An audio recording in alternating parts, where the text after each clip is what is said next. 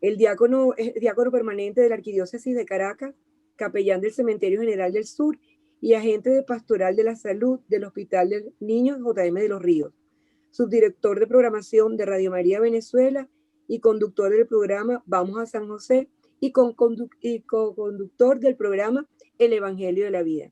Te damos la bienvenida, diácono Germán Machado, y antes de comenzar tu ponencia, por supuesto, vamos a hacer la oración, la cual vas a hacer tú.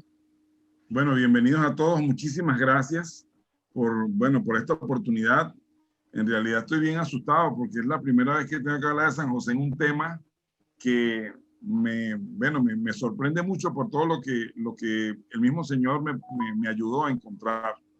Vamos a empezar con la oración más reciente, que es la oración que redactó el Papa Francisco en el último documento, Patris Corde.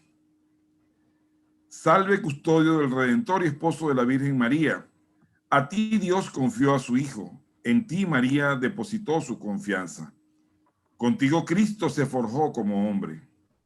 Oh bienaventurado José, muéstrate Padre también a nosotros y guíanos en el camino de la vida. Concédenos gracia, misericordia y valentía y defiéndenos de todo mal. Amén. Muy bien, empezamos esta conferencia entonces en el nombre del Padre y del Hijo y del Espíritu Santo. Amén. Muy bien. Hablar del tema de San José y la cultura de la vida es un tema verdaderamente importante. Es un tema de orden soteriológico, es decir, hablar de San José como custodio del Redentor y hablar de San José como figura central de la cultura de la vida, es decir, el protector del Salvador, el salvador del Salvador, como también le llama el beato Guillermo Chaminade. Pero hay una cosa que es importantísima que tengamos en cuenta y es entrar en esa realidad de San José que nos lleva a nosotros a pensar que San José tenía, además de un profundo conocimiento de la Escritura, que era un hombre obediente de espíritu, era un hombre realmente que deseaba que Dios, es decir, que la palabra de Dios se cumpliera. De hecho, hay algunos escritos que hablan de su familia y que dicen que él, a pesar de ser un hombre muy callado, obviamente, era el gran sabio de la familia, es decir, la persona a quien sus sobrinos, por ejemplo, consultaban. No es de extrañar que el parentesco que tiene San José con, por ejemplo, San Judas Tadeo o con María de Cleofás, con Cleofás, que era su hermano, están siempre alrededor de los episodios que en la Sagrada Escritura se dan con relación a la figura de José. Aquí el padre Frederick Miller de los Misioneros de la Inmaculada Concepción ha dicho algo muy interesante. En el centro de la conciencia de José se encontraba la percepción de que Dios eterno se convirtió en hombre en el vientre de María. Amando y respetando todo lo humano, San José enseña cuán preciada es la vida humana. José se encuentra en el origen de la nueva cultura de la vida iniciada por la encarnación del Verbo. Y esto es lo fundamental. Es decir, José no está desligado de la realidad del misterio de la encarnación. Y ahora lo vamos a ver en la Redentoris Custos, que es el documento de la exhortación apostólica de San Juan Pablo II. Él dice, y me permito leer: llamado a ser el custodio del Redentor, José hizo como el ángel del Señor le había mandado y tomó consigo a su mujer. Considero en efecto que el volver a reflexionar sobre la participación del esposo de María en el misterio divino consentirá a la iglesia,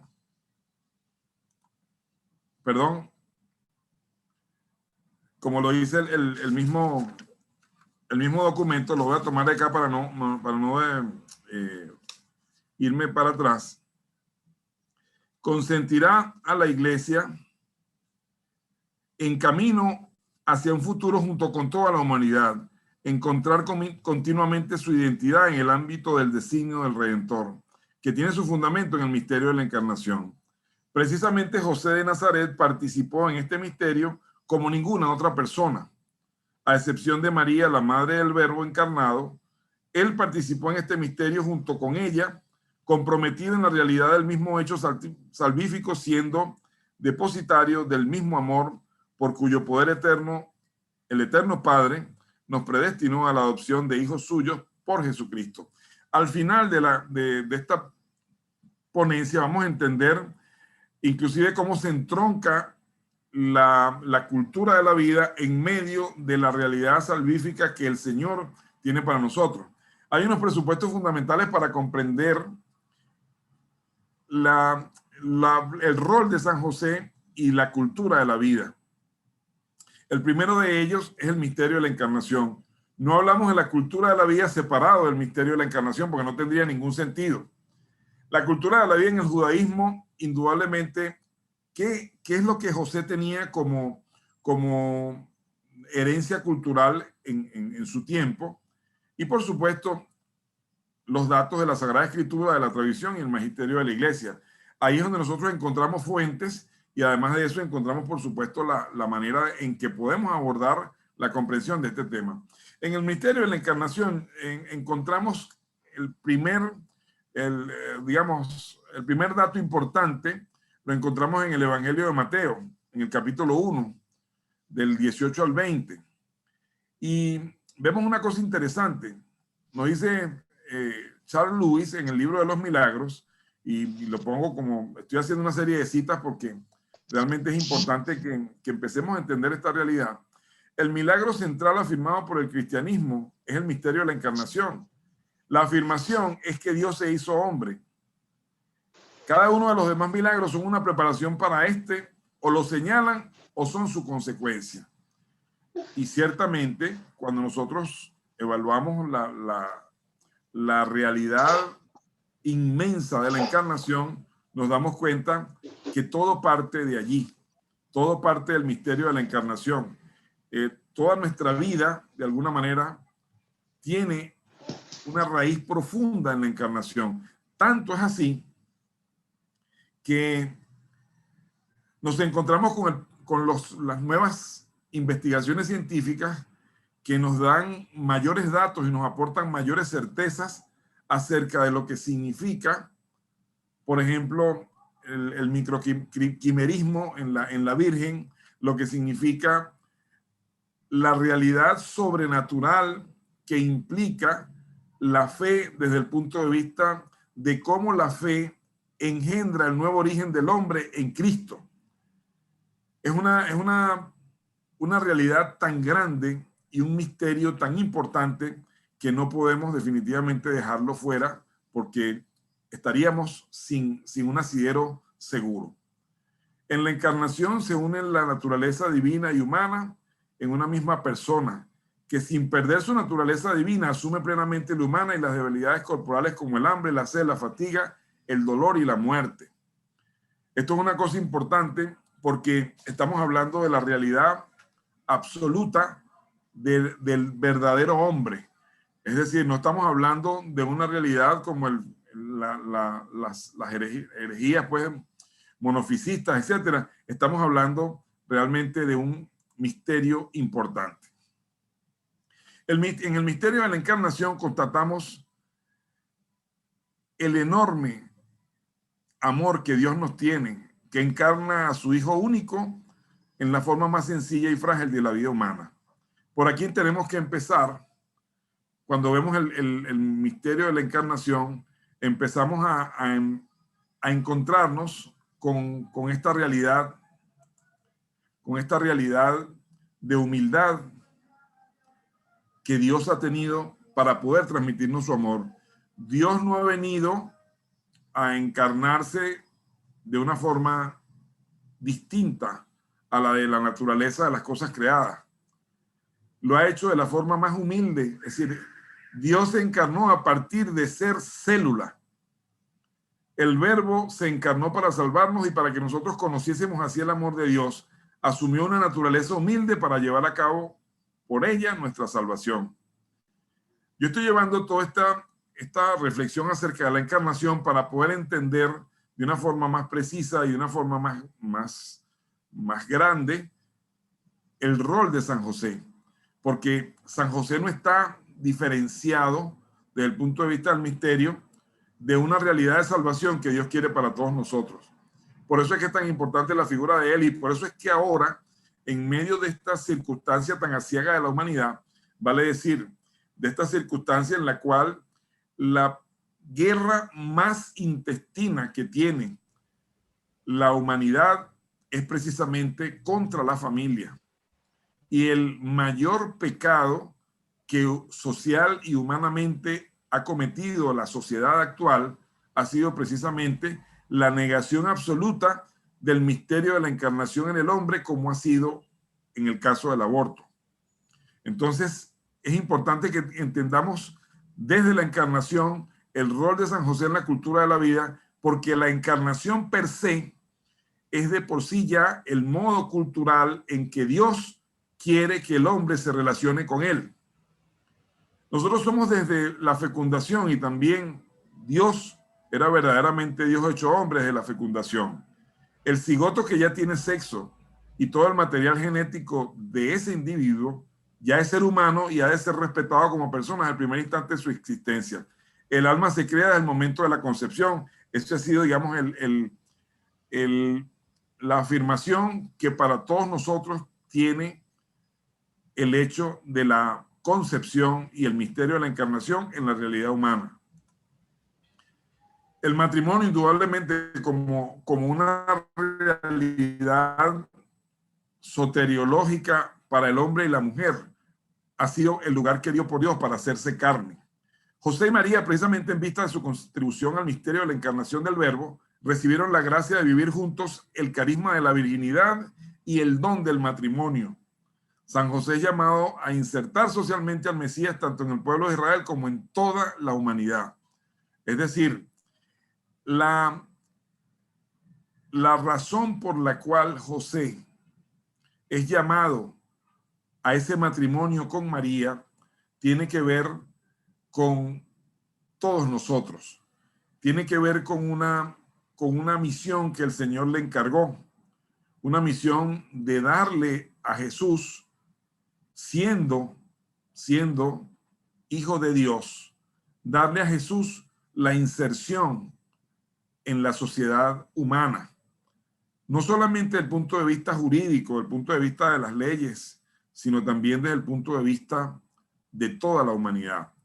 Es decir, José es padre de Jesús, padre nutricio, padre adoptivo de Jesús, en función de la realidad de la familia y de la realidad del matrimonio, es decir, de lo que significa el mejor estado en el cual el hombre puede percibir y experimentar la presencia de Dios, que no es otro que en su familia, que en el modo de la familia como lo ha establecido Dios. La nobleza de su corazón le hace supeditar a la caridad lo aprendido por la ley. Es decir, José supera el conocimiento que tiene de la ley, vale decir, de la ley mosaica y de todo lo que significa su cultura judía. La cultura judía indudablemente que tiene un rol importante en José, pero José la supedita a lo que surge de la emoción de su corazón. José se presenta como una figura de varón respetuoso, delicado, que aún no teniendo toda la información se decide por la fama, la dignidad y la vida de María.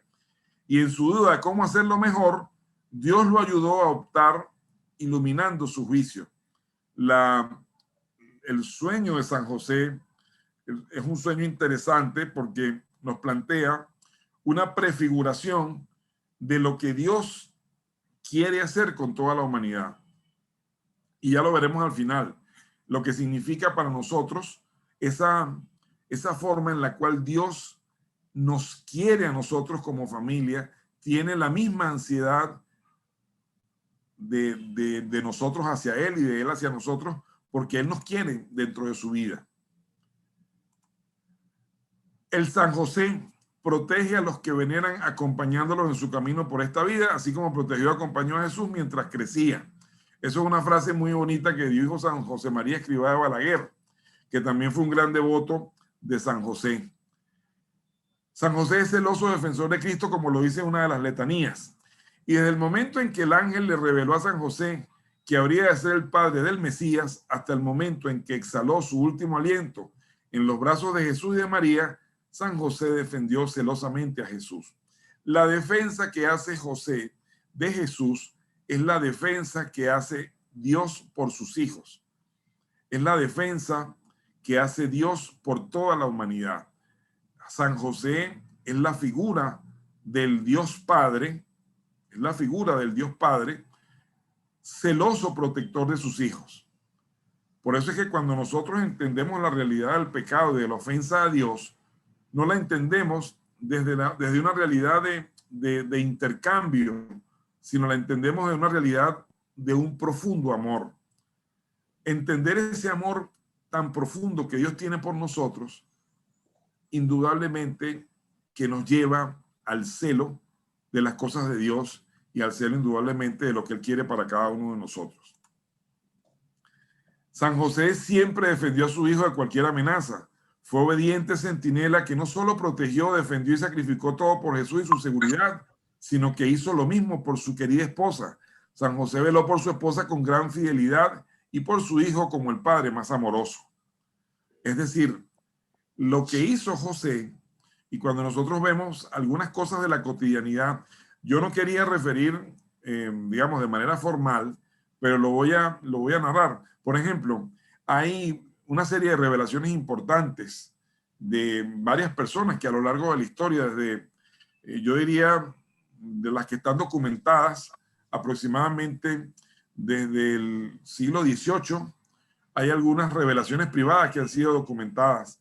Y bueno, y hablan de una cotidianidad de San José, de la cotidianidad de la cercanía de su taller. Cuando vemos el caso, por ejemplo, de Loreto, también recientemente se descubre un lugar que se considera que era el taller de San José, donde San José iba a trabajar con Jesús.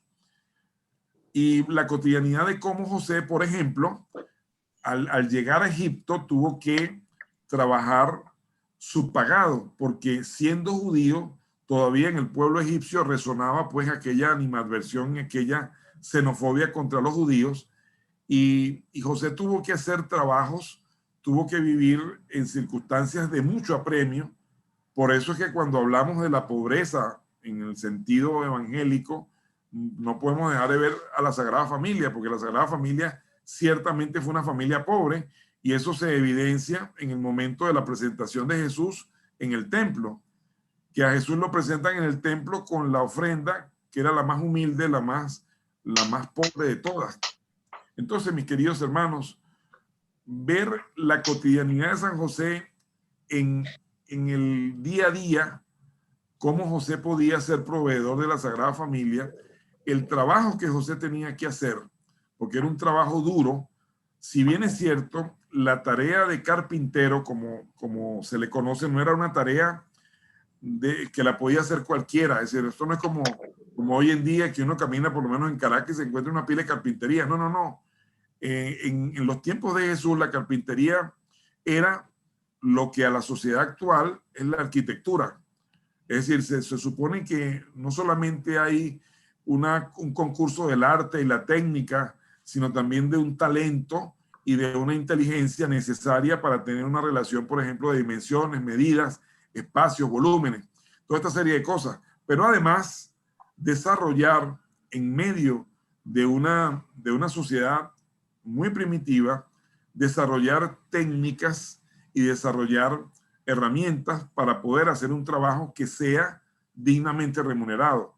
Esto quiere decir que aun cuando San José podía ser un gran artesano, como lo refieren algunos evangelios, algunos documentos, esto no necesariamente indica que José estaba remunerado de una forma muy holgada, que él podía darse. No, fue una familia siempre pobre, porque José se mantuvo siempre en esa actitud, y vamos a decirlo así, José se mantuvo siempre en una constante comunicación con Dios. Por eso es que el tema de los sueños de San José refiere a la interioridad de José, a esa interioridad que también se comunica con Dios aún cuando está durmiendo. Por eso es que el tema de los sueños es importante para nosotros desde el punto de vista en general, desde el punto de vista de lo que significa la interioridad de Dios en nosotros y nuestra comunicación con Dios desde lo interior. San José se puede llamar el Salvador del Salvador. Ya dos de los santos, entre ellos el beato Guillermo José Chaminade y otra santa, que ya les voy a dar el nombre que no lo tengo a la mano, lo llaman Salvador del Salvador. Indudablemente no se trata de una exageración y de poner a San José por encima de Jesús. Se trata de una reflexión que hace Guillermo José Chaminade y que nos ayuda a entender el rol de José, porque el rol de José no es solamente proteger a su familia, sino es también proteger a aquel que ha sido enviado por Dios al Mesías esperado de Israel. Dar vida es el mayor de los regalos, como dice Chaminade, y el que sigue es el de salvarla. Es decir, el mayor regalo que puede darle una persona es salvarla. Por eso es que cuando nosotros entendemos esta realidad de la encarnación, la otra realidad que sigue a la encarnación es la salvación. ¿Quién le dio la vida a Jesús? Fue María, indudablemente. ¿Quién le salvó la vida? Fue José. Y esa relación y esa dinámica, encarnación-salvación, es la que se hace presente en toda nuestra vida. Por eso tenemos que, como una de las cosas más importantes desde el punto de vista de la vida sacramental, el bautismo es el sacramento esencial, fundamental, fundacional de esa acción de Dios que en la encarnación nos da la filiación para que podamos salvarnos, para que podamos tener lo que se llama pues técnicamente salutis animorum, que es la salvación, es decir, la salud del alma. Pregúntenle a Pablo que lo persiguió, a San Pedro que lo negó, pregúntenle a todos los santos quién lo mató. Pero si preguntamos quién le salvó la vida, callen patriarcas, callen profetas, callen apóstoles, confesores y mártires. Dejen que hable José, porque su honor es solo suyo. Solo él es el salvador de su salvador. Es muy interesante esta reflexión que hace el beato Guillermo Chaminade. A San José se le puede llamar Salvador del Salvador porque salvó a Jesús de las malvadas intenciones de Herodes, llevando a Jesús a Egipto. San José es el único santo que tiene el privilegio de ser llamado Salvador del Salvador. Ni siquiera la Madre de Dios tiene ese título. Dios quería que San José tuviese ese título singular para él solo, porque es un título que muestra la grandeza de la paternidad de San José y nos enseña su importante rol paternal en el plan de Dios. Y es que esa es una de las razones por las cuales el Señor escoge a San José y lo habilita para ese rol de padre. No había otra persona en el estado de la humanidad a la cual Dios pudiera recurrir para que fuese el padre nutricio de su hijo. No hay dentro de nuestra investigación, no hay una predestinación como en el caso de María, porque la predestinación y la redención preservativa que se da en María solo se da en ella. Pero en José se da una circunstancia muy particular. José es escogido por Dios porque las virtudes de José y lo que yo intuyo, y no quiero incurrir en una exageración, pero San José abre su corazón a Dios en un nivel de obediencia que está por encima del promedio humano y abre a Dios el corazón de tal manera que Dios ve en él la persona idónea para que su hijo fuese representado, custodiado y educado aquí en la tierra. No estamos hablando de un poder sobrenatural en José. Estamos hablando de una disposición de José desde su corazón. Por eso es que el silencio de San José grita dentro del Evangelio, porque el silencio de San José es el silencio que lleva a la acción, no es el silencio que lleva a la omisión, sino es todo lo contrario, un silencio que lleva a la acción. ¿Por qué? Porque el silencio de San José es un silencio propio de aquel que escucha y se expresa a través de la voluntad de Dios.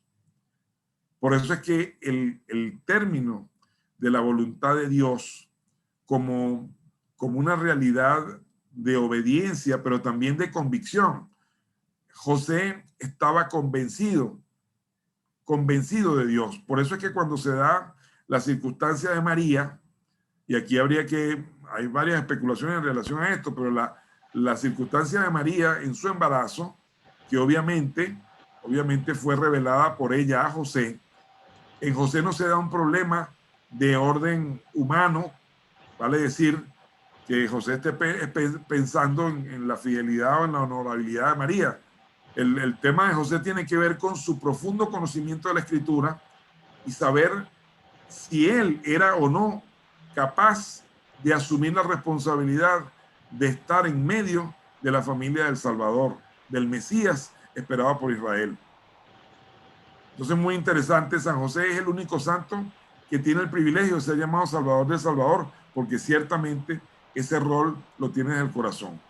La vocación, y aquí me voy en un excurso, que ya estoy saliéndome un poco para poder entroncar lo que es la importancia de San José en la cultura de la vida, pero a la vez la importancia de toda su obra y de toda su vida con Jesús, porque eso tiene que ver con nuestra filiación y finalmente tiene que ver con nuestra salvación.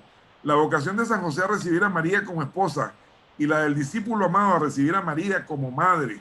Hay dos circunstancias importantísimas.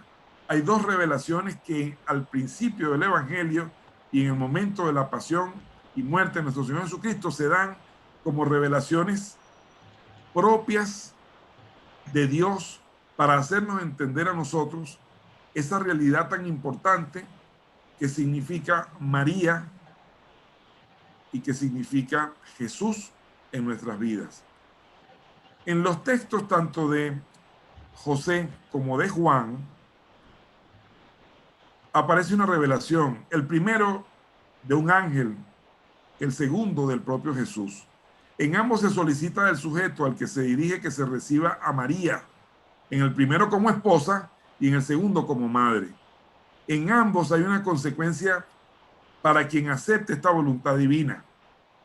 En el primero que recibe a Jesús como hijo y en el segundo que recibe a Jesús como hermano, o incluso, si hacemos caso a la exégesis de Orígenes, del filósofo Orígenes sobre este texto, el recibir a María como una madre nos convierte en otros Cristos. La custodia de José a María y a Jesús nos implica una forma en la cual su trabajo, su rol, todo su esfuerzo tenía que ver con la voluntad de Dios de que entroncáramos nuestra vida con Jesús y con María. En ambos casos se nos presenta a Jesús como Salvador. En el primero, el niño salvará a su pueblo y en el segundo está culminando su obra redentora. Hay una dinámica salvífica que comienza precisamente desde el momento en que se encarna el Verbo hasta el momento en que su obra redentora culmina en la cruz. Y en ambos se cumple una de las dos profecías marianas del Antiguo Testamento. En el primer texto, la doncella que da a luz un hijo de la dinastía davídica, como lo dice Isaías 7, y en el segundo, la mujer cuyo hijo destruye el poder del demonio, haciendo partícipe a su madre de esta victoria, y ella a su descendencia que está enemistada con el diablo. Es decir, en ambos casos, para llegar a Jesús, que es el que salva, es necesario la conexión con María. No se llega a Jesús si no es por María.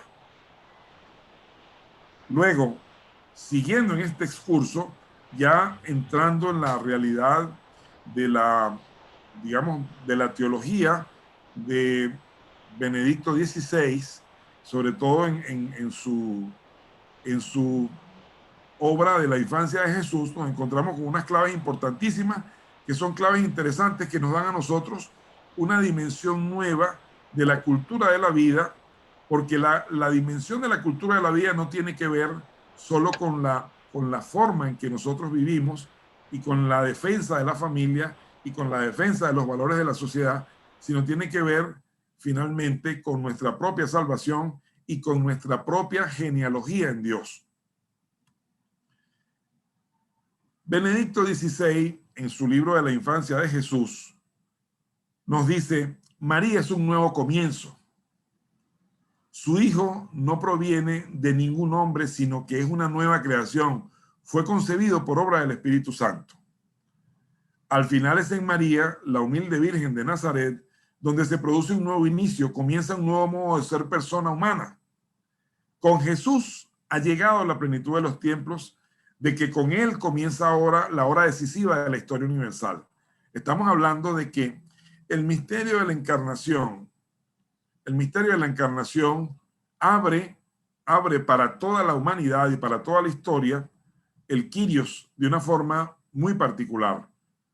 Abre ese tiempo de salvación, ese tiempo que ahora estamos nosotros, que ahora en este momento estamos nosotros transitando. Tiempo de salvación, un tiempo de salvación cuyo custodio en la dimensión de la madre y en la dimensión del hijo ha sido encargado a un San José, a un hombre de profundo conocimiento de la voluntad de Dios, porque su corazón estaba abierto a la voluntad de Dios. Por eso es que los cambios que se dan en la vida de José son cambios tan intempestivos que solamente dentro de una profunda confianza en Dios y dentro de un abandono existencial en las manos de Dios solamente se puede dar. No se puede dar desde otra perspectiva. Una persona que comienza a pensar en los pros y los contras de una decisión que es una emoción que Dios ha puesto en su corazón, comienza a dudar. Y en el momento que comienza a dudar, llega la tentación.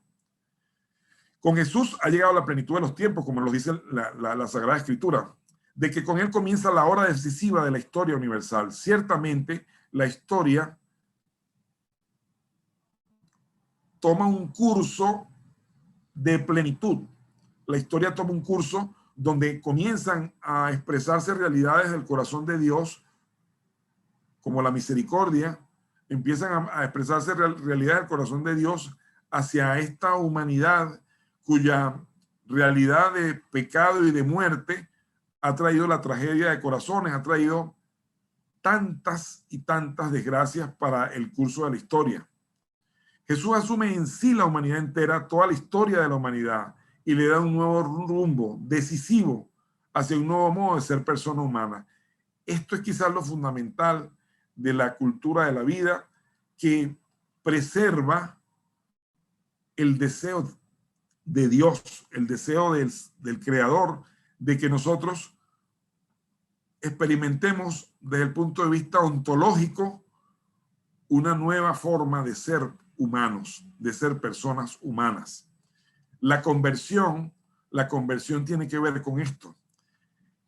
El hombre Jesús es el acampar del Verbo, el eterno logos divino en este mundo. Es decir, la presencia de Jesús en el mundo implica la llegada de Dios y la inserción de Dios a la historia del hombre para cambiar completamente esa realidad que el pecado y que todo aquello que surge del uso de la libertad del hombre sea transformado por medio de la fe. El que cree en Jesús entra por la fe en el origen personal y nuevo de Jesús. Recibe este origen como el suyo propio. Pero la fe les da un nuevo nacimiento. Entran en el origen de Jesucristo, que ahora se convierte en su propio origen. La fe que hemos recibido, la fe que viene de nuestros padres, la fe que está en la iglesia, la fe que llega a nosotros a través de la efusión del Espíritu Santo en el bautismo, nos convierte a nosotros en familia de Jesús, nos da un nuevo origen. Por eso es que cuando nosotros encontramos que tanto en Mateo como en Lucas se dan las genealogías de Jesús, y las genealogías partiendo, por supuesto, de una forma expresiva, una forma discursiva, como es el hecho de que Abraham engendró a, y fulano engendró a aquel, y fulano, hasta que llegamos a María, que dice, y María, de la cual nació Cristo. Es decir, en María cambia completamente la manera en que se expresa el evangelista. Por lo tanto, desde María y desde José comienza una nueva forma genealógica para el ser humano. Por eso es que la cultura de la vida se entronca con la genealogía divina que el Señor quiere para cada uno de nosotros. Nuestra verdadera genealogía es la fe en Jesús, que nos da una nueva proveniencia que nos hace nacer de Dios. Por lo tanto, entender el rol de San José en la custodia de aquel que ha venido a insertarse en la historia del hombre para darle un nuevo carácter, para darle una nueva ontología, para darle para renovar por completo desde lo interior, desde su espíritu, para renovarlo precisamente para que llegue a la plenitud del amor de Dios. Por eso es que toda la relación que existe entre el misterio de la encarnación y la cultura de la vida no tiene otro sentido que el sentido propio de la salvación. El sentido propio de la expresión de la salvación como la expresión máxima del amor de Dios hacia todos nosotros. Entender eso en la sociedad actual es pues una tarea que tenemos que emprender todos. Es decir, no es solamente la lucha contra la eutanasia, el aborto, contra todas aquellas cosas que tenemos ahora que ciertamente amenazan.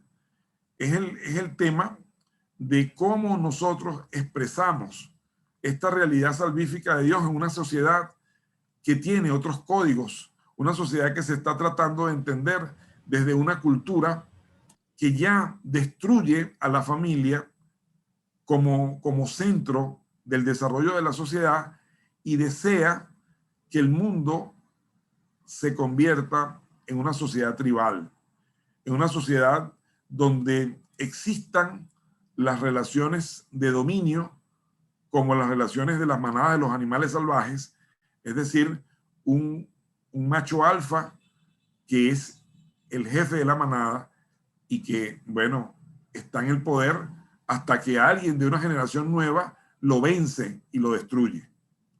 Entonces, ciertamente, lo que se espera de toda esta égida que en la humanidad actualmente está justamente atacando a la familia, es precisamente que la expresión del Espíritu Santo, la efusión del Espíritu Santo, la irrupción de la figura de San José como patrono de la Iglesia Universal, pues haga con la humanidad todo aquello que hizo con el Salvador, que a nosotros nos provea de la protección necesaria para que la Iglesia pueda seguir adelante, para que la Iglesia pueda llevar a todos los hombres el mensaje de salvación.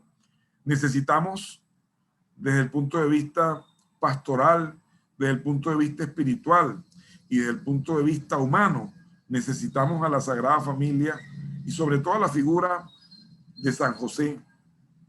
La necesitamos vigente en toda la iglesia para que podamos realmente alcanzar lo que Dios quiere. Dios ha querido que la Sagrada Familia sea el modelo de la familia, de la expresión del amor de Dios, como es un paralelo terrenal en la expresión del amor de la Santísima Trinidad. Yo con esto termino y es mi deseo de que podamos entender que la figura de San José es una figura que, más allá de la injusticia en la cual la historia, y sobre todo hasta dentro de los mismos ámbitos eclesiales, a veces hemos tenido actos de injusticia con José, porque siempre se ha tergiversado el rol de San José, siempre se ha colocado como el rol de un hombre que tiene desconfianza de María y que por eso pensó abandonarla en secreto. Estamos hablando de una realidad que hoy por hoy, desde el año 1868, ha venido creciendo en el mundo y creciendo de tal manera que desde 1868, y vale decir desde 1870, que es el año oficial en que San José es declarado patrono universal de la Iglesia, la figura de San José ha venido irrumpiendo y ha venido tomando un rol protagónico en la fe del pueblo de Dios. Y esto fundamentalmente porque se da en el hecho de que en las apariciones, por ejemplo, de Fátima, en la aparición de Fátima aparece San José con el niño en brazos. Sor María de Efrén recibe revelaciones de San José, revelaciones privadas. Ana Catalina Emmerich recibe revelaciones privadas. Hay una cantidad importante de personas que han recibido y que bajo esa construcción, vamos a decir, colectiva de las revelaciones de San José, nosotros entendemos que el Espíritu Santo ha inspirado al Papa Francisco y que ahora estamos celebrando este año, que es un año que por demás tiene esa facultad doble, pero a la vez unida. Año especial de San José, pero también un año dedicado a la familia en el marco de un modelo que el Papa en su documento Amoris Laetitia ha querido mostrar al mundo. Viendo esta mediación, pues nosotros alabamos y bendecimos al Señor porque su amor por nosotros ha sido tan grande que desde la figura de San José nos permite ahora entender una paternidad que nos ayuda a seguir adelante, que nos ayuda a entender el rol del padre, que en medio de estas circunstancias como es la pandemia, el Señor nos ha dicho, ite ad Joseph, como decía en el Antiguo Testamento, en el Génesis, vamos a San José. Así como José, aquel de los sueños del faraón, fue el visionario y que alimentó y que guardó en ese granero, esos graneros que se perdían de contarlos, no eran incontables los graneros. De la misma manera como José del Antiguo Testamento guardó el pan de vida en esta tierra, el pan de vida humana, los graneros de trigo, de la misma manera San José preservó el pan del cielo a través de nuestro Señor Jesucristo y lo cuidó y lo preparó como una especie para toda la humanidad. Así, mis queridos hermanos, no podemos desligar a San José de la historia nuestra de la salvación y no podemos tampoco desligarnos de la Sagrada Familia como la mediación que ha tenido Dios para el desarrollo de toda la familia humana en este marco, pues, de su acción de amor para todos nosotros. Les agradezco muchísimo su atención y bueno, que el Señor San José sea nuestro custodio también y de nuestros hijos y de nuestra familia y bueno, y sigamos adelante. ¿Alguna pregunta? La contestaremos. Muchísimas gracias. Bueno, muchas gracias, diácono. Como siempre, bueno, has dado un gran abanico acerca de quién es San José. A mí me gustaría además ese interés que le pones y todas esas cosas nuevas que nos hemos enterado de San José y agradecido con el Papa Francisco, como lo hemos hablado, por haber declarado este año el año de San José, un año que, hablando de Venezuela, es un año importante en vista de todos los acontecimientos que nos están sucediendo. A mí me gustaría que las personas que están participando en esta conferencia te preguntaran, porque yo sé que tú estás lleno de muchas respuestas. Y también me gustaría, si hay algún testimonio, y también esto va contigo, diácono, algún testimonio importante que nos puedas dar a todos los que te estamos oyendo con relación a San José. Bueno, el testimonio más importante, y voy a ponerlo en este contexto muy breve. San José es patrón universal de la Iglesia en una circunstancia bastante particular. La declaración del dogma de la Inmaculada Concepción que el Papa Pío IX había promulgado, en ese mismo tiempo,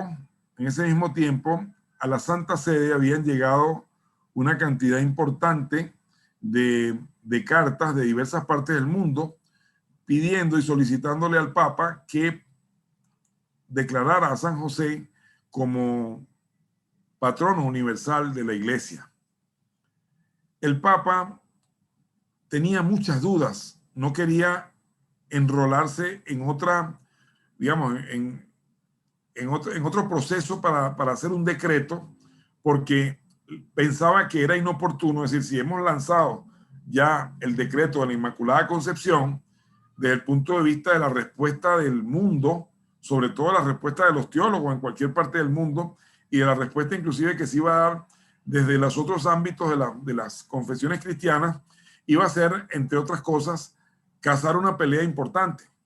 Vale decir, iba a ser un modo en el cual la iglesia tenía de alguna forma que desplegar toda vamos a decirlo así, su batería teológica para la defensa de este dogma. Por lo tanto, el Papa tenía el gran problema, decir, bueno, ¿cómo voy a hacer yo ahora? Y voy a meterme en este paquete, como decimos en criollo, a entrar en el tema de San José, si acabo de promulgar el dogma de la Inmaculada Concepción. No quiero crear una confusión y tampoco quiero que se vaya a ver que este es un tema que voy a hacer a la ligera. Total que el Papa tiene una duda profunda para poder declarar a San José como patrono de la Iglesia Universal. Pero el gran problema es que el Papa Pío IX es un gran devoto de San José. Entonces tiene un dilema interno, un dilema interior en su corazón que lo impulsa a decir, esto hay que hacerlo, pero a su vez en la realidad que está enfrentando, dice no es oportuno, no es conveniente. Además, tengo la duda si eso realmente es algo que yo debo hacer. Surge en la contemporaneidad, por decirlo así, de este hecho tan importante como es la declaración del dogma de la Inmaculada Concepción, que hay un personaje llamado Jean-Joseph Lataste. Jean-Joseph Lataste es un hombre que, bueno, de cierta edad, un hombre joven, de buena familia, que está comprometido en matrimonio con una muchacha. Pero este hombre es devoto de San José y siente una emoción, un llamado a la vida religiosa, al sacerdocio. Y él, bueno, entra en este conflicto. Yo diría que son conflictos paralelos, lo que sufre el Papa junto con los que sufre Jean-Joseph Lataste. Y Jean-Joseph Lataste termina, bueno, anulando su compromiso matrimonial. Le costó, bueno, muchas molestias, bueno, por haber indudablemente echado para atrás este compromiso. Y él ingresa precisamente a la orden de los predicadores, de lo cual mi amigo José Juan de Paz es un directo representante. Y Jean-Joseph Lataste comienza una vida de una serie de obras de caridad y comienza una vida ministerial fabulosa, pero hay un momento de su vida, específicamente en el año 1868, donde Jean-Joseph Lataste siente que necesita pedir a la Santa Sede que San José sea declarado patrono de la Iglesia Universal. Y Jean-Joseph Lataste ofrece su vida a Dios a cambio de que San José fuera declarado patrono de la Iglesia Universal. Es muy interesante porque en medio de esa avalancha de cartas que llegan a la Santa Sede, la carta donde ya yo digo ahora Jean-Joseph Lataste habla al Papa, es la que convence al corazón del Papa Pío IX. Porque él le dice al Papa que él ha ofrecido su vida con tal de que San José sea declarado patrono de la Iglesia Universal. La declaración de San José como patrono de la Iglesia Universal se da a partir precisamente de este hecho tan importante que es el hecho de que él siente que la carta de Jean-Joseph Lataste es la confirmación de la moción interior de Dios hacia él para que declarara a San José como patrono de la Iglesia Universal. Y justamente lo hace el 8 de diciembre de 1870. San Joseph Lataste muere a finales de 1868. Por lo tanto, hace 150 años esa declaración, y que ahora, por supuesto, es coronada también, como lo hizo el Papa Francisco, con esta carta apostólica de Patris Corde, donde precisamente se celebra esto. Entonces tenemos una anécdota que para mí tiene un valor incalculable, porque resulta ser que este hombre ofrece su vida. Es decir, hay un compromiso ministerial que involucra toda la vida de él y que la pone precisamente al servicio de algo que él, desde su devoción, entendió. Y no solamente entendió, sino que tuvo el valor de acudir a la Santa Sede para pedir esto directamente al Papa. Ahora, él no podía saber en ese momento que él era la persona que Dios había designado para que convenciera y que, digamos, alejara cualquier duda del corazón del Papa Pío IX. Así pues, nosotros también podemos, en este momento en que se ha declarado a San José nuevamente como patrono de la Iglesia Universal, se ha llamado a un año especial de San José, bueno, podamos tener muchos frutos, no solamente de esta naturaleza, y sobre todo que en medio de todo lo que está viviendo la humanidad actualmente, estoy seguro pues que la figura de San José es una figura de primer orden y de primera importancia para Dios. Muchas gracias, diácono. Hay dos preguntas en el chat muy interesantes. Una, Danilo Jesús dice, ¿qué está haciendo la Iglesia para apoyar y ayudar a las familias, especialmente a los matrimonios? Yo diría también y añadiría, y para animar a los jóvenes a casarse y a comenzar su vida, si es su vocación, en matrimonio. Y la segunda, una pregunta particular que lo hace María, y desde el lado del grupo Provida de una de las parroquias presentes, donde se encontraba San José en el momento de la muerte de Jesús. Muy interesante, muy interesante, muy interesante. Yo sabía que me podía llegar algo de eso. Y por ahí hubo otra que me hace una pregunta, por lo que vi aquí, de dónde estaba San José cuando fallece Jesús. Y ya les vamos a decir lo que se deduce desde el punto de vista de la reflexión teológica, de los documentos y de las fuentes que están disponibles. Porque ciertamente las revelaciones privadas son fuentes importantes, pero no son fuentes que pueden ser tomadas a la ligera. Son fuentes en las cuales se considera que una revelación privada tiene un propósito, y ese propósito es precisamente aquella persona a quien se le revela y con una misión muy particular. Por eso la Iglesia no las toma sino como referencia. Pero hay cosas importantes que se pueden deducir desde la, vamos a decirlo así, desde escudriñar el Evangelio y empezar a entender las realidades desde el punto de vista no solamente del sensu fidei, del sentido de la fe que tiene el pueblo de Dios, sino también desde las expresiones concretas que hay en la Sagrada Escritura y sobre todo en el Magisterio. Uno de los grandes temas que nosotros podemos ver es justamente este. Bueno, ¿dónde estaba San José en el momento de la pasión? Bueno, hay una cosa interesante. San José ha estado presente junto con María en todos los grandes eventos.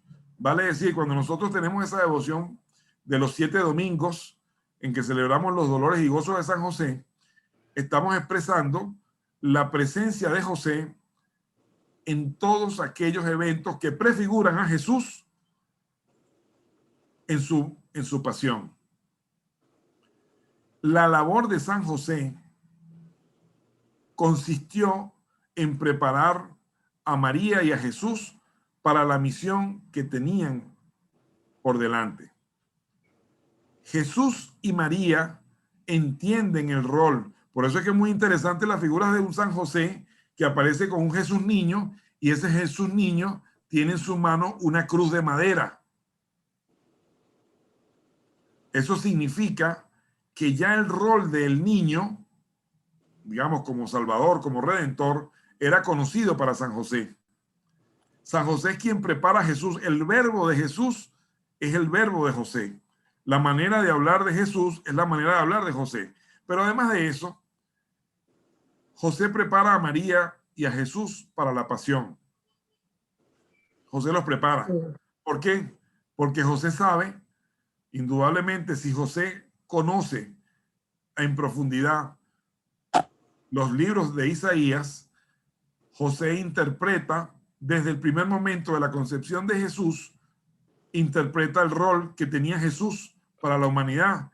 Y obviamente, en todos los poemas del Siervo de Oriente, San José tenía una forma muy particular de entenderlo. Por lo tanto, la labor de José termina poco antes de la vida pública de Jesús, como aparece en el Evangelio, indudablemente porque ya su labor termina. Hay un libro de un periodista español que se llama Santiago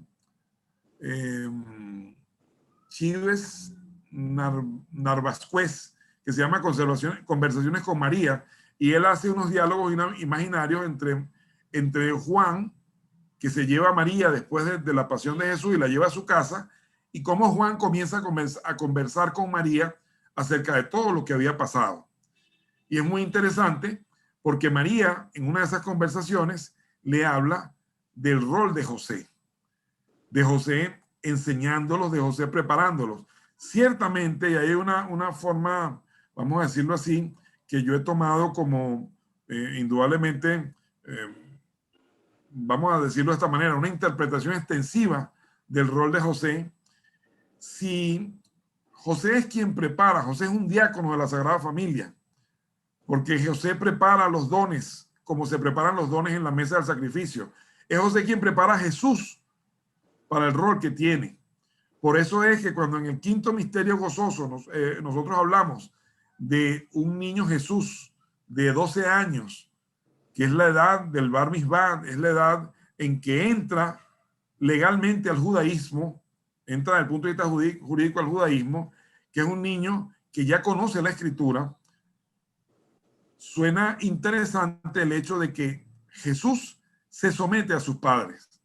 Jesús se somete a la formación de José para el rol que le tocaba. Por esa razón, cuando José muere, no aparece en el Evangelio, no aparece una referencia, porque hay una continuidad en la forma de Jesús, y por esa razón, en las bodas de Caná no va José junto con María.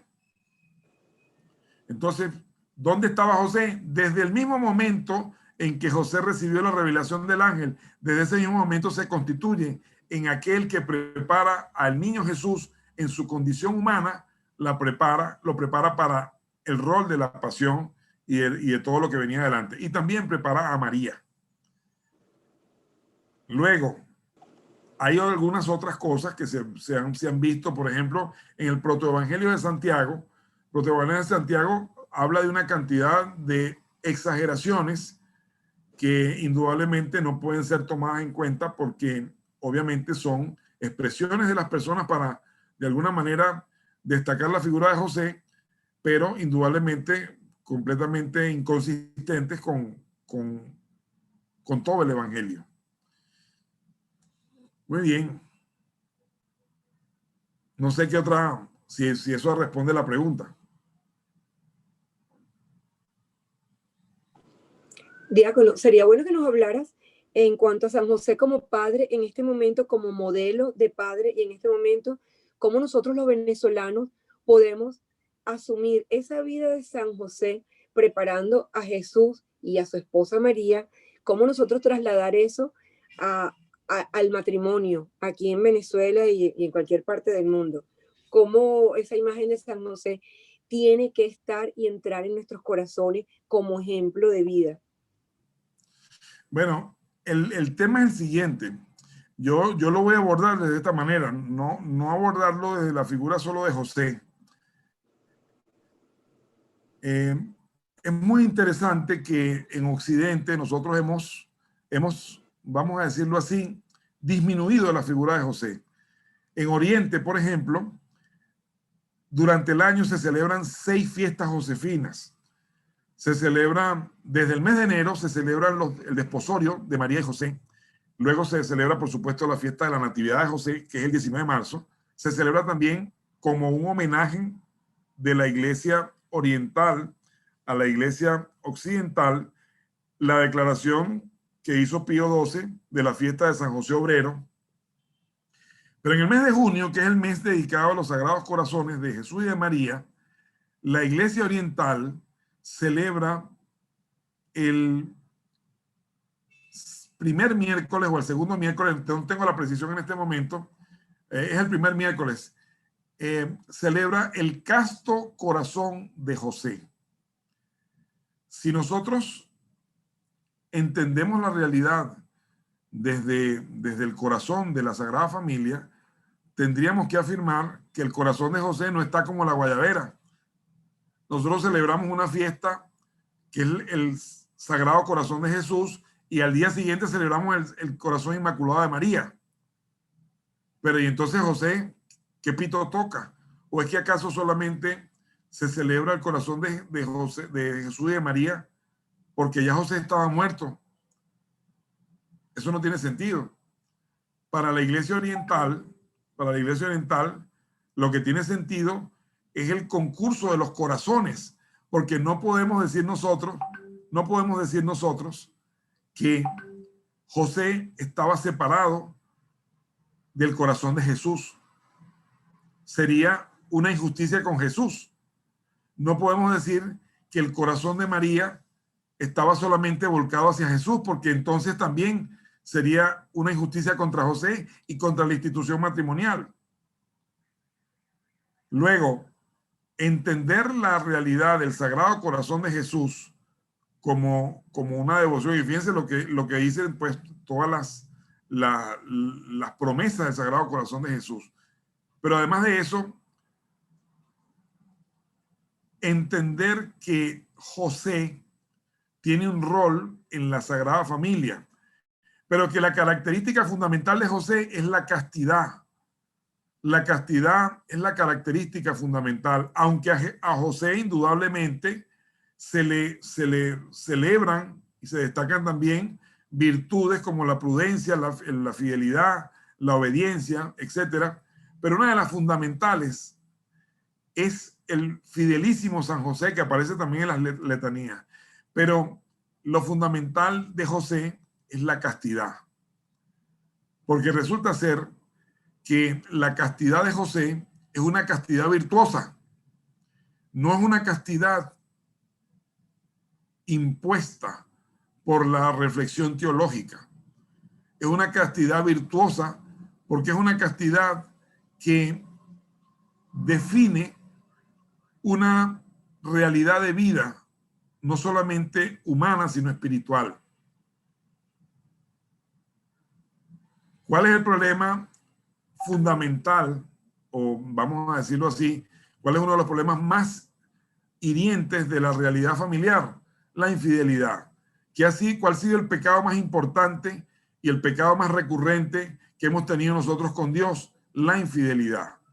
Por lo tanto, la castidad es a San José el asiento de la fidelidad, porque la castidad es una virtud que se cultiva desde las fuerzas interiores, desde todas aquellas emociones que se ponen al servicio de Dios. Por eso es que la sociedad actual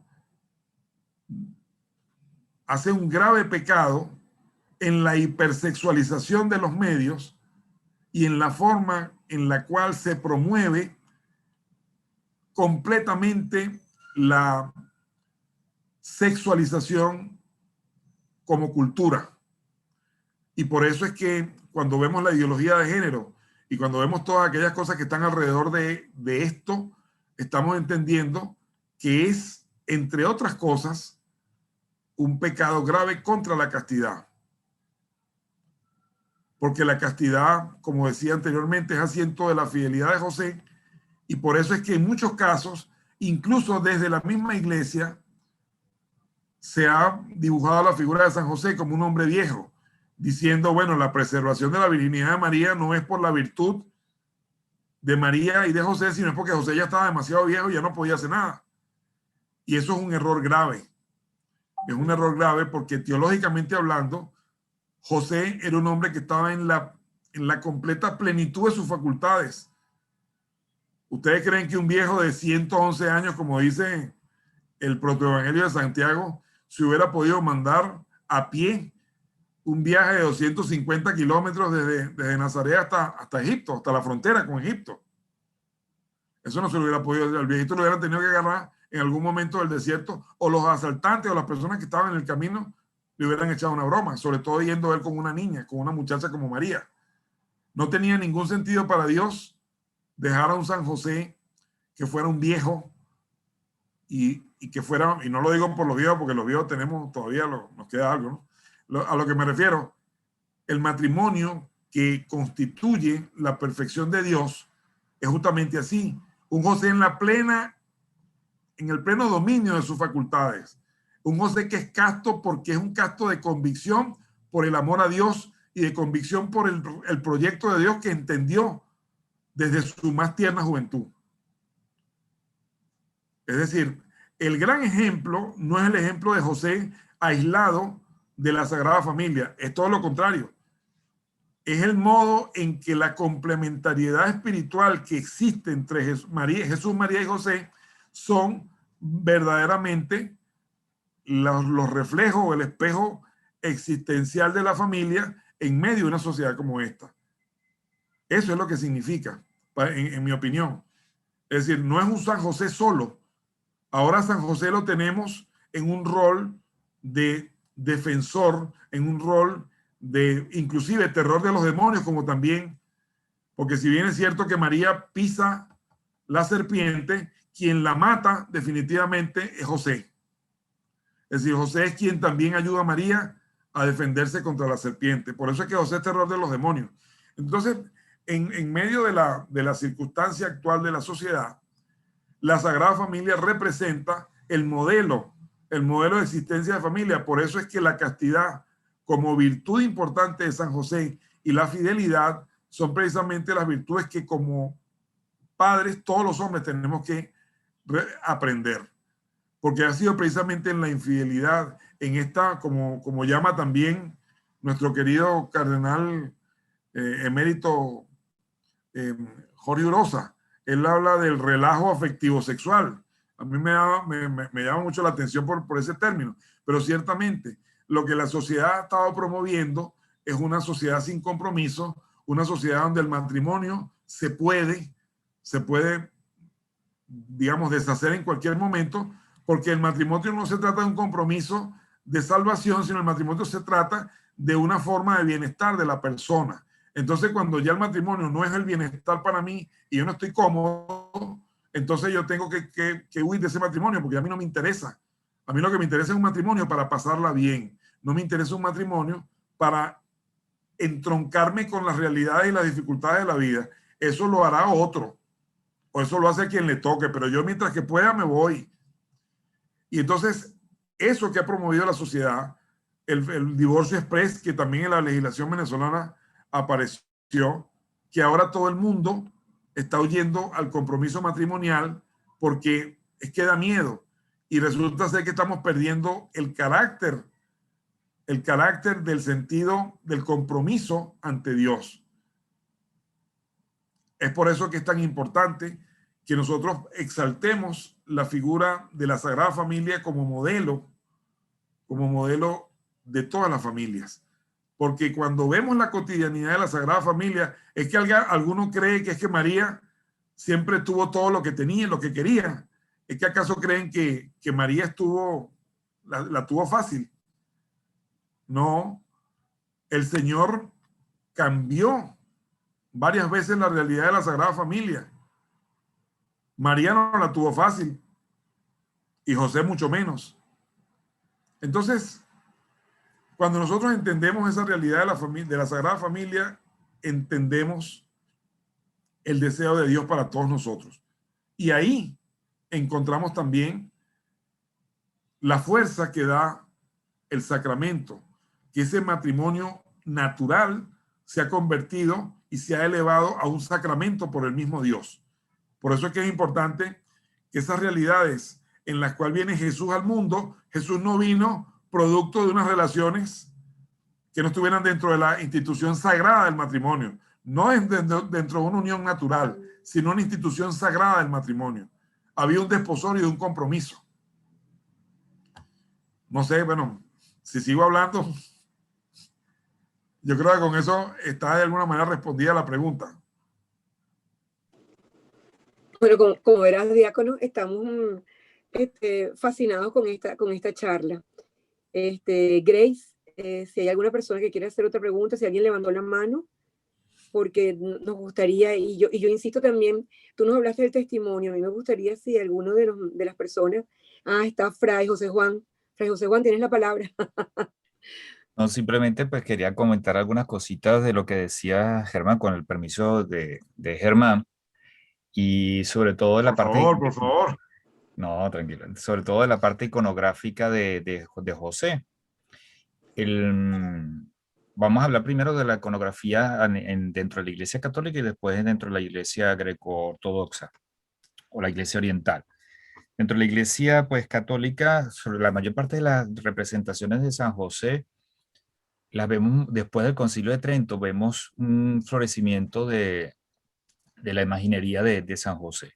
Un San José, pues como tú lo acabas de explicar, un José, pues una persona robusta, como de unos 30, 40 años aproximadamente, pero llega un momento que en la época, sobre todo el barroco, en el siglo XVII y XVIII, que se afianza más, donde empieza el conocimiento sobre todo de los evangelios apócrifos, empieza un florecimiento de iconografías un poco desviadas de todo lo que es la doctrina de la Iglesia Católica. Aparecen los 7 arcángeles, aparece una deformación también de lo que es la visión digamos, de la postura de la Virgen María dentro del proceso de la redención y la salvación, sobre todo con el hecho de la iconografía de la Virgen de la Luz, y San José, sobre todo la parte de eso del Sagrado Corazón, del corazón del casto corazón de José, y todo lo que después el Rosario de San José y todo eso. Llegó un momento que el Vaticano tuvo que intervenir. O sea, si no me equivoco, fue con con Bonifacio XIV, creo que fue, que tuvo que poner un cierto orden dentro de esa iconografía. Entonces empezaron a las prohibiciones, sobre todo lo del asunto de la Virgen de la Luz, cuando tomando el muchacho de las fauces del infierno, San José con todo esto, el famoso rosario y el corazón de José, y así pare de contar, y los arcángeles estos que también aparecían. Eso va a llegar un momento que San José casi que va a quedar como un poco relegado en el siglo XIX, en ese sentido. Y por eso que la gran parte de las fiestas se pierden por esa situación. Cuando Pío IX o Pío IX, Pío IX, pone la fiesta de San José como patrono de la iglesia, empieza a surgir otra iconografía, que es la que aparece ahorita con ese padre viejito como el patrono. Entonces lo pusieron como un padre ya muy mayor, y empieza toda esa iconografía romanticista de finales del siglo XIX a poner a San José como el hombre canoso, el viejito, que prácticamente un abuelo del niño Jesús. De ahí es por eso que es esas situaciones de la iconografía que se van presentando en la iglesia y que vemos nosotros de eso. Con respecto a lo que decían no sé si, bueno, en esa parte ya respondí también de lo que comentaban anteriormente, sobre todo en la iconografía. Y con la iconografía greco-ortodoxa o de la iglesia oriental, ¿dónde estaba San José cuando murió? En el momento de cuando muere Jesús. Pues en algunas de los iconos o de los frescos que se conservan de la iglesia, aparece José rescatado cuando Jesús baja al infierno, digamos que es un dogma de fe, baja al infierno, digamos al lugar de los muertos, más que el infierno, el lugar de los muertos, saca a todos junto con José y con San Juan y los lleva al cielo. Bien, eso por poner siempre la iconografía que hacen la representación de todos, que José queda como en ese proceso de transición entre el Antiguo y el Nuevo Testamento, igual con Juan, mientras que María ya pasa a ser parte del Nuevo Testamento. Isabel, Zacarías, Juan, José, todos son del Antiguo Testamento, y María ya sería del Nuevo Testamento. Entonces, en esa iconografía ponen a José para dar una explicación de por dónde estaba José al momento de la pasión de Jesús. Pues eso, estaba en el Sheol, como se menciona, en el lugar de los muertos, y que luego los rescata y los lleva al cielo junto con los patriarcas, los profetas, etcétera, etcétera. Bien, eso pues quería compartir con ustedes esa parte de la iconografía, y que pues también entra dentro de la doctrina de la iglesia. Bien. Exacto. Gracias, José Juan, por tu intervención, de verdad que siempre tan enriquecedora. Yo creo que hemos tenido una mañana con San José bien importante y más en su día. Bueno, si no hay algún otro comentario, algún testimonio, me encantaría si alguno pudiese dar un testimonio. O bueno, el diácono yo sé que tiene testimonios bien importantes con San José. Para nosotros ha sido muy importante y nos ha llenado mucho, diácono, que hayas querido participar en esta. Es la última conferencia por esta semana, seguirán otras después, pero hoy cerramos, la Red Provida Caracas cierra su ciclo de conferencias y creo que ha sido una bendición de cerrar en cierta manera con el tema de San José. Creo que todas las personas que están aquí presentes somos católicos, somos creyentes y San José está en nuestros corazones. Y yo creo que todo lo que tú nos has dicho, que les digo a todos los participantes, ha quedado grabado. Se los haremos llegar, les informaremos por YouTube cuando se va a colocar. Creo que es un documento que tenemos que repetir y que tenemos que ver. Y creo, diácono, que nos puedes acompañar en cualquier otro momento porque yo sé que tienes temas bien interesantes. Sí, muchas gracias de verdad por la invitación.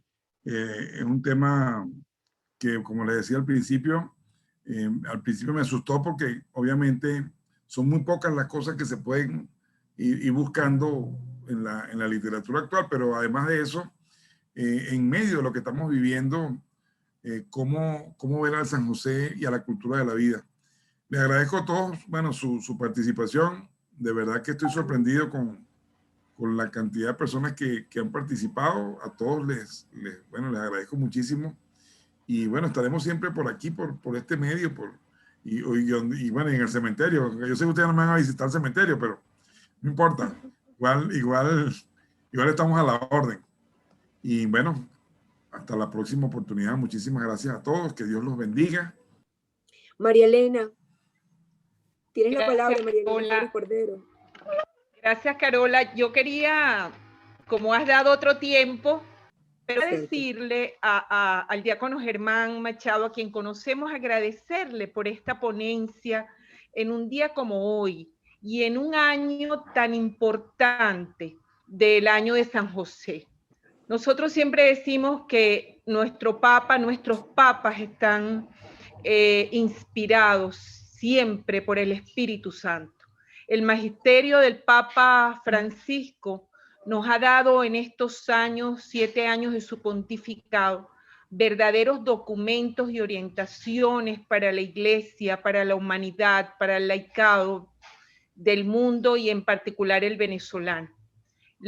Estamos celebrando también la Amoris Laetitia, 5 años, ¿verdad, Carola? Que el Papa nos entregó Amoris Laetitia. Correcto. Y él decide proponer un año para conocer a San José, a este hombre tan importante como el diácono nos los ha presentado, pero clave en este momento en la humanidad, clave por las diferentes circunstancias que estamos viviendo. Esta mañana yo hablaba con Grace Carolina, como nos gusta más decirle, Grace Carolina Núñez, directora ejecutiva del Consejo Nacional de Laicos, que este ciclo que ha preparado Provida Caracas en la Semana por la Vida, tenemos que continuar haciéndolos. Creo que esta conferencia, esta ponencia, tiene que llegar a cientos de laicos de Venezuela, igual que la que vimos ayer, y Fray José Juan, que es nuestro asesor también, me dirá lo que es fundamental, llegar al laicado para mover su corazón, para formarlo, para que comprenda mejor todo este momento en el que se nos pide cada día ejercer más nuestra misión en las realidades temporales. Son momentos muy duros para la humanidad, muy complejos para Venezuela, pero haberlo escuchado hoy en un día que ya sabemos que el 30 de abril se beatifica el doctor José Gregorio Hernández, yo le puse por ahí en el chat que es un deleite, ha sido un deleite para el alma. Si amamos a San José, hoy lo queremos más que querido diácono Germán, por lo que usted nos ha hablado. Hoy lo queremos más. Gracias, Carola, gracias a todos. Y gracias, Fray José Juan, porque esa explicación de la iconografía es muy importante. Hay un sacerdote que no lo voy a nombrar, como Carola decía, los testimonios, al que quiero muchísimo, que tiene un excelente sentido del humor. Y él decía que a los santos en alguna iconografía los ponen mirando al cielo, como que no están en la tierra. Y que la gente, el ciudadano común, el hombre y la mujer de a pie, no se sienten vinculados a ese santo. Hoy, por ejemplo, celebramos en el santoral de la iglesia a Monseñor Oscar Arnulfo Romero, un santazo del mundo y de América. Y cuando vemos sus fotos trabajando con el pueblo y dando aquellas homilías, los sentimos cercanos a nosotros. Y termino con esto. Hoy usted, diácono, hoy la Red Provida Caracas nos ha puesto a San José en nuestro corazón.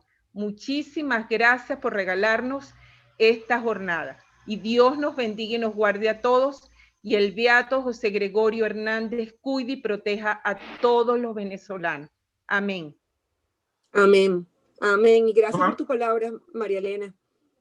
Yo solamente quería decir algo, que me imagino que se dieron cuenta ya, que el primer día de José Gregorio como beato va a ser el 1 de mayo, el día de San José Obrero. Bueno, mira, las cosas de Dios como van llegando, las cosas de Dios como van llegando y tan importante. Yo creo que para nosotros esto ha sido muy importante. Gracias, María Elena, porque de verdad todos vamos a recordar este día. Todos vamos a recordar este día porque estábamos esperando la fecha de la beatificación de nuestro querido José Gregorio Hernández y por fin podemos decir fecha y hora.